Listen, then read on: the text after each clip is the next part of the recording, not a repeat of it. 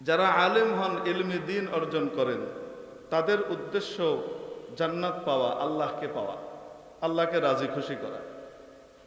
যারা তবলিগের মেহনত করে তাদেরও উদ্দেশ্য কাকে রাজি খুশি করা? আল্লাহকে রাজি খুশি করা। এখন আমরা দেখতে পাই একজন সাধারণ মানুষ মাত্র 3 চিল্লা লাগিয়ে 4 মাস লাগিয়ে, কি লাগিয়ে, মাত্র 4 মাস লাগিয়ে 3 চিল্লা লাগিয়ে তার জীবনের মোড় এমনভাবে পরিবর্তিত হয়ে যায় যে তাকে ঠেলে মসজিদে নেওয়া যেত না, এখন তাকে মসজিদ থেকে বের করে বাড়িতে টেনে নেওয়া যায় না। সে আগের সমস্ত 2 নম্বরই কাজ বাদ দিয়ে আল্লাহর রাস্তায় সঠিক লাইনের উপরে সুন্নত তরিকায় জীবন চালায় এবং আল্লাহর রাজি খুশির উপরে তার জীবন কাটায়। তাহলে আল্লাহকে রাজি খুশি করবার জন্য যে যোগ্যতা, সেটা অর্জন করার জন্য দেখা গেল দাওয়াত তবলিগের মেহনতে মাত্র সময় লাগে কয় মাস। সেখানে সেই একই উদ্দেশ্য অর্জন করবার জন্য মাদ্রাসাতে সময় লাগানো হয় 12 থেকে 18 বছর। মানুষের জীবনের সমস্ত অর্থ সম্পদ দিয়েও একটা সেকেন্ড, একটা মিনিট সে জীবনে যেটা শেষ করে এসছে সেটা আর অর্জন উদ্ধার করতে পারবে না, এত দামি তার পুঁজি। তাহলে তার সবচেয়ে দামি পুঁজি এইটা, যেটা মাত্র 4 মাস বিনিয়োগ করবার মাধ্যমেই তার সেই উদ্দেশ্য সাধিত হতো, আল্লাহকে রাজি খুশি করবার যোগ্যতা অর্জন করা, সেইটা অর্জন করবার জন্য 12, 14, 16, 18 বছর লাগানো, এত দামি জীবনকে নষ্ট করা, এটা কি অপচয় নয়? আর অপচয়কারী শয়তানের ভাই সূরা বানী ইসরাঈল আয়াত নম্বর এত, আয়াত উচ্চারণ করতে পারবে না। আপনি দেখবেন আমাদের দেশে কিছু পণ্ডিত আছে, বগলে ইঞ্জিনিয়ার সাহেব, ডাক্তার সাহেব, বগলে তাফিমুল কোরআন নিয়ে খাড়াই গেছে, তাফসির করবে, খুব খায়েশ তাফসির করে। বাবারে, মুফাসসির সাহেব মাঝে মাঝে তাফসির করান। আমার শ্বশুর সাহেব ঘটনা শুনিয়েছেন। তবলিগি মানুষ ধানমন্ডিতে বাসা, ধরে আমাদের একবার পাঠাইছে, আমরা গেলাম, ওই লালমনির হাটেই গেছে, যেটা কিচ্ছা আপনি শুনাইতেছিলেন। ওখানে যাওয়ার পরে মসজিদে ঢুকতেই দিবে না। কেন? এই মসজিদে তবলিগের জামাত ঢুকলে এদের বিছানা বেডিং বাইরে ফেলে দেয়। কারণ এখানে একামতের দিন হয়। এখানে কি হয়? একামতের দিন, মানে একার মতের দিন। আল্লাহ নবীর মতের দিন না। কার মতের দিন? একার মতের দিন। ওই লাহোরের ইসলামের যে ভদ্রলোক, ওনার মতের দিন। 2 দিনে পার্থক্য আছে পর্যন্ত। আমি কিন্তু আজকে নেটে ঠেলা গালি খাবো, কিন্তু দেখেন ইনশাল্লাহ। একদিন খাইনি, আজকে কি খাবো? আবার ঠেলে খাবো 1.5 মাস পরে ইনশাল্লাহ। দেখবেন তাদের ইসলামী রূপটা কি কি ভাষায় ইসলামী গালি আসতে পারে, এটা দেখবেন ইনশাল্লাহ, যদি ছাড়া। তো ওই মসজিদে একামতে দিন হয়, আর তাবলিগলারা একামতে দিন করে না। এই জন্য তাদের জামাত এখানে ঢুকতে পারবে না। যাই হোক, যেহেতু এটা এডিট শ্রেণীর জামাত ছিল, এনাদেরকে আর বাধা টাধা দিতে পারে না, ঢুকছেন। তো ঢোকার পরে এখন ওনারা বলেন, গাছতে গেছি, একটা লোক আসেনি। বয়ান যখন করছি আমরা, শুধু আমরাই, একটা লোকও বসেনি। এমনভাবে ওখানে বিষ ছড়ানো তবলিগের বিরুদ্ধে। তারপরে যাই হোক, পরের দিন ওনাদের তফসির শুরু হলো। তফসির করবেন প্রফেসর সাহেব। তো আমাদের যে বয়ান ছিল, আমার শ্বশুর সাহেব বলেন যে আমরা আমাদের বয়ান মওকুফ করে দিলাম। আমরা বললাম সবাই তফসিরে বসবেন, কেউ বলবেন না। এখন তফসিরে আমরা বসলাম, তফসির শুনেছেন। তারপরে আবার ওনারাই বলেছেন যে আপনারাও কিছু বলেন। এনারা বলছেন, না আমরা আর কি বলবো, আপনাদের কাছ থেকে এত গুরুত্বপূর্ণ কথা শুনলাম।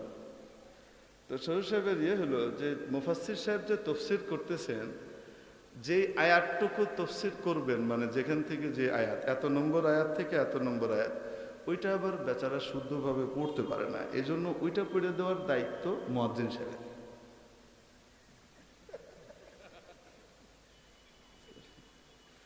ওইটা পড়ে দেওয়ার দায়িত্ব কার?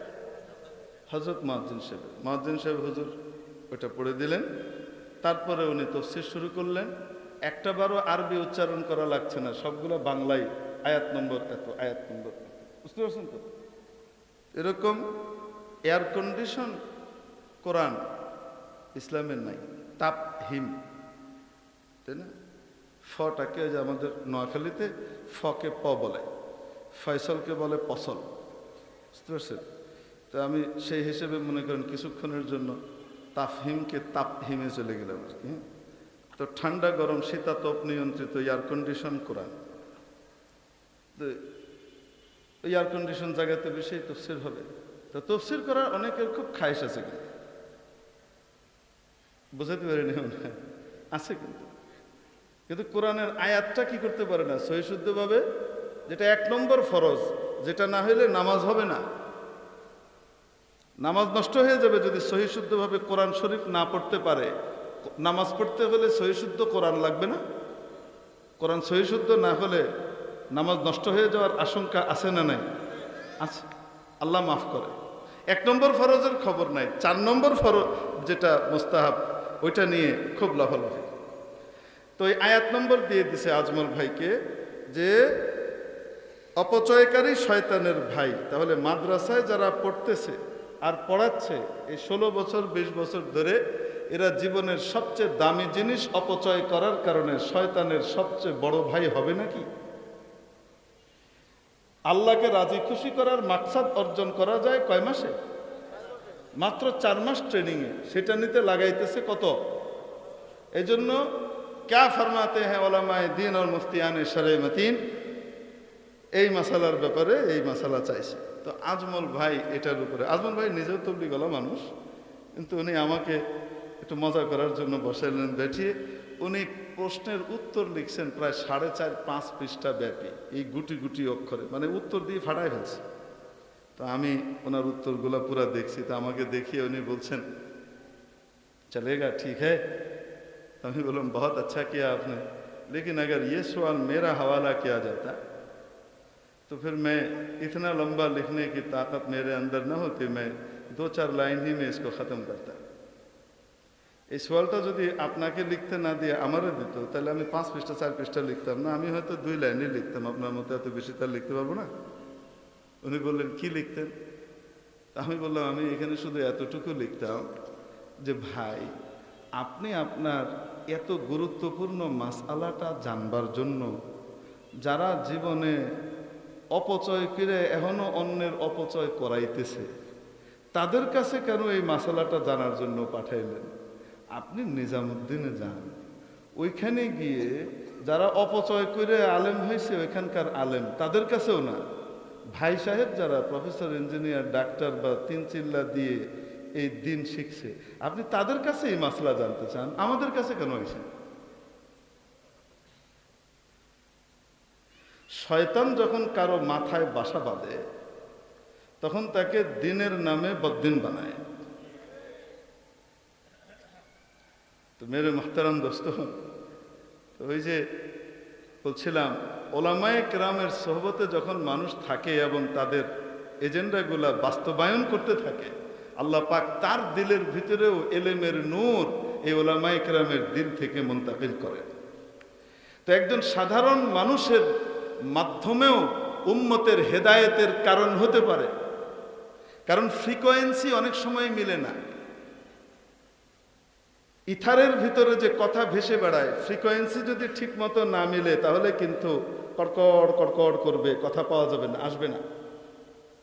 তো ওলামা হযরতের ইলমের মান মেয়ার এত উপরে থাকে অনেক সময়, যেটা এত নিচের মানুষের কাছে অনেক সময় ওই লেভেলে গিয়ে তাদের মাথা পর্যন্ত পৌঁছাইতে পারে না। ট্রান্সফরমার হিসেবে একজন সাধারণ মানুষের কথা এখান থেকে ওখানে ট্রান্সফরমার হিসেবে কাজ করে।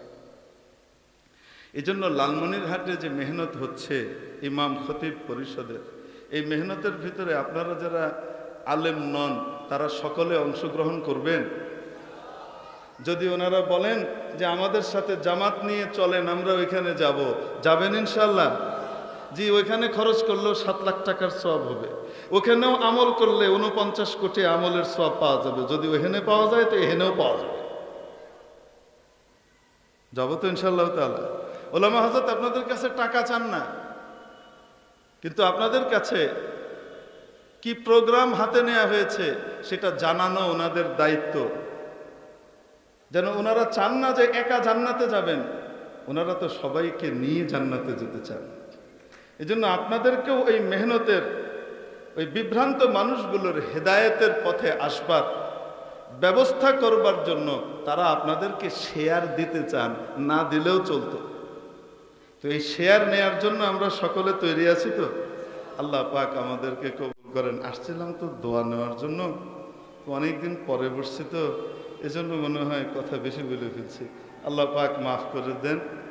এবং আমাদের হযরত দামাত বারাকাতুহুম আসছেন বাংলাদেশের প্রথিতযশা আলেম এবং অত্যন্ত ইলমি ব্যুৎপত্তির অধিকারী একজন মানুষ, বিজ্ঞ ইসলাম বেত্তা।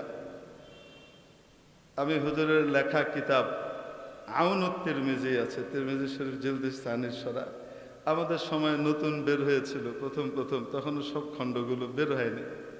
তো আমি একটা খণ্ড নিয়ে, উনি তো মানুষ বাংলাভাষী এবং বাংলাতেও মাশাআল্লাহ সুসাহিত্যিক, ওই কিতাবটা লিখেছেন উর্দুতে, তিরমিজি শরীফের ভাষ্য গ্রন্থ। এবং সেই উর্দুটাও বড় চমৎকার উর্দু, সাবলীল প্রাঞ্জল ভাষার উর্দু, সহজ উর্দু, যে কেউ পড়লে খুব সুন্দরভাবে বুঝবে, আবার সাহিত্যের মানেও চমৎকারভাবে উত্তীর্ণ। তো আমরা দেওবন্দে দেখেছি অনেক বাচ্চা ওনার এই কিতাব কি করে, পড়ে। অনেক বড় আলিম হযরত এখানে বসা আছেন। তো সরাসরি যদিও আমি ওনার তালাম্মুজ হাসিল করতে পারি নাই, কিন্তু বিল ওয়াস্তা ওনার কিতাবের দ্বারা তো ইস্তেফাদা আমার হয়েছে, সেই হিসেবে তো ছাত্র বলতেই পারি নাকি, কি বলেন? উনি আমাকে ছাত্র হিসেবে স্বীকৃতি দেবেন কিনা এটা হলো ব্যাপার। আল্লাহ পাক হযরতের নেক হায়াত দারাজ করেন এবং ওনাদের কথা দিয়ে আমাদেরকে উপকৃত হয়ে ভবিষ্যৎ জীবনগুলোকে সঠিকভাবে চালাবার তৌফিক দান করেন। আখিরু দাওয়ানা আলহামদুলিল্লাহি রাব্বিল আলামিন। আসসালামু আলাইকুম ওয়া রাহমাতুল্লাহি ওয়া বারাকাতুহু।